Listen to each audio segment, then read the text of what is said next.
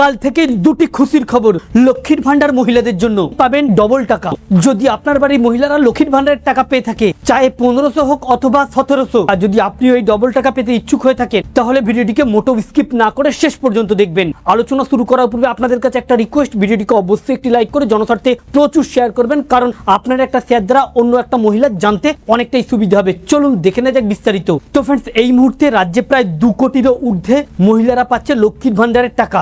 এমনকি গত 1 বছর আগে যারা ফর্ম ফিল আপ করেছিল, যাদের অনেক দিন ধরেই টাকা ঢুকছিল না, তাদেরও অ্যাকাউন্টে ঢুকছে টাকা। রাজ্যের মুখ্যমন্ত্রী মমতা বন্দ্যোপাধ্যায়ের এই স্বপ্নের প্রকল্প, যার টাকা সাধারণ গরিব মধ্যবিত্ত পরিবাররা পেয়ে অনেকটাই উপকৃত হচ্ছে। কারণ রাজ্যে এমন অনেক পরিবার রয়েছে যারা এই লক্ষ্মীর ভান্ডারের টাকা নিয়ে সংসার চালাতে অনেকটা সক্ষম হয়, অথবা এমন অনেক পরিবার রয়েছে যাদের ঔষধ হাবিজাবি কিনতে অনেকটাই সহযোগিতা হয়ে থাকে। শুধু যে লক্ষ্মীর ভান্ডার তা নয়, একই সাথে উপকৃত হয় বিধবা ভাতা, বার্ধক্য ভাতা, এই সমস্ত প্রকল্পের টাকা নিয়ে। এই প্রকল্পটি এখন গোটা দেশের কাছে এখন মডেল হয়ে দাঁড়িয়েছে। তবে কোনো মাসে যদি মহিলাদের লক্ষ্মীর ভান্ডারের টাকা আটকে যায় তাহলে সেখানে ব্যাপক সমস্যা দেখা দেয়। তবে এই মাসে লক্ষ্মীর ভান্ডার মহিলাদের জন্য রয়েছে দুটি দারুণ খুশির খবর। এক, অনেকেই আতঙ্কিত হচ্ছিল যে লক্ষ্মীর ভান্ডার প্রকল্পের টাকা এপ্রিল মাসে দেরি করে ঢুকবে বা নির্বাচনের জন্য অনেকটা সময় লাগবে বা এ মাসে নাও ঢুকতে পারে। তবে সেই সকল মহিলাদের জন্য রয়েছে খুশির খবর। আগামী কাল থেকেই লক্ষ্মীর ভান্ডার প্রকল্পের উপভোক্তারা যেমন টাকা পাচ্ছে ঠিক সেভাবেই তাদের অ্যাকাউন্টে টাকা ঢুকতে চলেছে।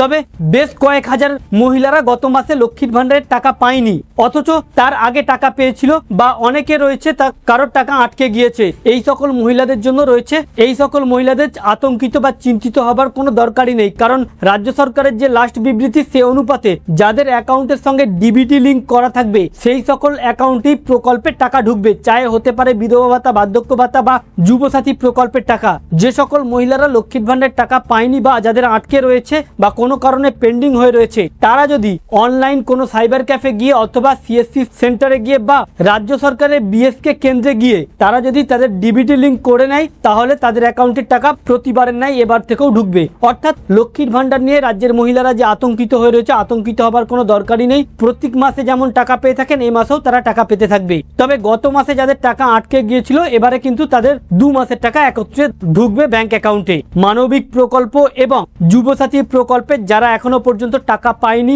বা যাদের টাকা আটকে রয়েছে, এই সমস্ত ব্যক্তিদেরও কোনো রকম আতঙ্কিত হবার দরকারই নেই, কারণ তারাও যদি প্রত্যেকে যাদের অ্যাকাউন্টের সঙ্গে ডিবিটি লিঙ্ক করে রাখে তাহলে প্রত্যেক মাসের টাকা একত্রে তাদেরকে এই মাসেই দেওয়া হবে। তো ফ্রেন্ডস, এই ছিল মূলত লক্ষ্মীর ভান্ডার, যুবসাথী এবং বিধবা ভাতা, বার্ধক্য ভাতা নিয়ে বিশেষ আপডেট। আমাদের উদ্দেশ্য ছিল এই আপডেটটি আপনাদের সামনে উপস্থাপন করা, যাতে আপনাদের জানতে সুবিধা হয়ে থাকে। ভালো লেগে থাকলে ভিডিওটিকে অবশ্যই একটি লাইক করে শেয়ার করবেন। Thank you friends, thank you for watching.